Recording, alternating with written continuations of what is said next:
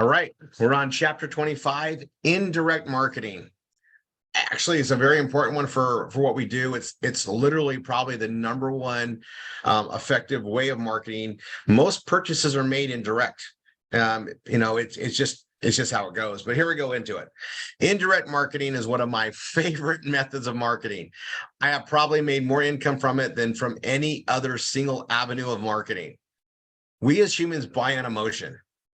Things grab our attention, but we have a short attention span. When we are shopping, looking, or poking around, we are in a trained state of consumerism. We have been trained to window shop, to browse, and to keep looking. It is a measured and controlled environment by the marketers amongst us. Massive amounts of time, money, and resources are put towards perfecting indirect marketing. The results it creates are in every consumer sector out in the marketplaces, from the brick and mortar stores to the online shopping experiences we are exposed to all around us. This is where we are introduced to products, services, and items that we're not intending to purchase. We are introduced to these while we are in the process of consuming. It does not matter what we are looking to consume. Once we are in a location where we can consume and buy things, we are already dropping our guard and open to buying. So the experience allows for accessories or tag-along items to be put in front of us, or we get competitor products placed in front of us. Sometimes it is just products that the statistics and sales numbers reflect are great products bought by similar consumers. We have been conditioned by retailers and marketers for a long time now to buy more items than we originally intended to buy. We have been conditioned to expect upsells or to be shown even more things we can purchase when purchasing anything. Suggestions of things for us to buy even more at our time of purchase are at every checkout process, both online and in retail stores.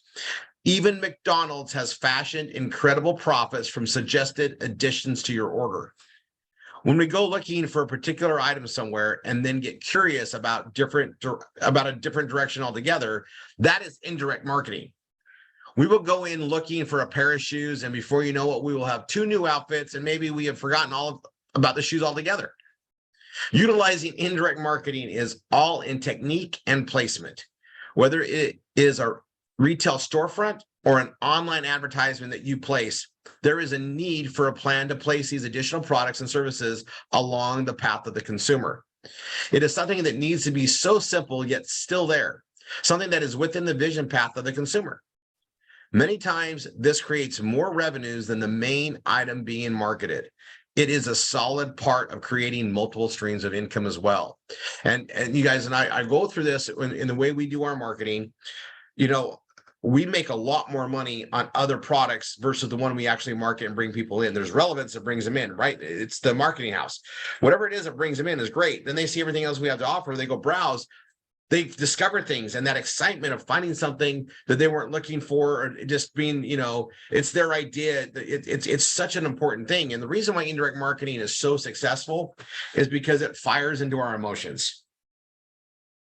We buy things out of necessity all the time, and that's not fun, right? Have you ever heard anybody go, man, I got to buy milk today, and they're so excited about it? And that just doesn't happen. I bought butter. They're not happy. Necessities, right? No one's happy about buying necessities.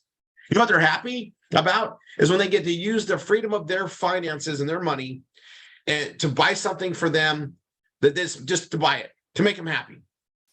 We like to purchase things that aren't necessities, the things that we have to buy, things that we choose to buy, things that we get to use our freedom of choice and the freedom of our hard-earned money to buy.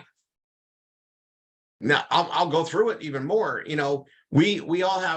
We have issues that we want to solve, right? We have maybe we want to lose weight. Maybe we want to get more fit.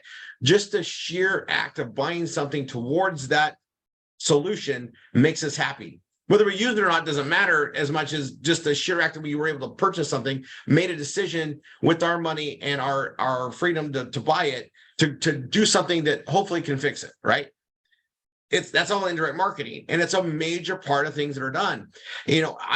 I do this circular marketing, and one of the biggest things about it is the things you market around things you market around the key item you're marketing matter. There are things that I make so much more money with because people come here and it's relevant, but they see the next thing. We make way more money on that next thing than the main thing. But if you reverse it, it doesn't work the same. The added on things do well. How many times you go online and buy something and then they upsell you something else, or right before you check out, they offer you an additional one at a reduced price? I mean, in all these things are indirect, and they tie your emotion to get you to buy. And we do it, and we're happy about it.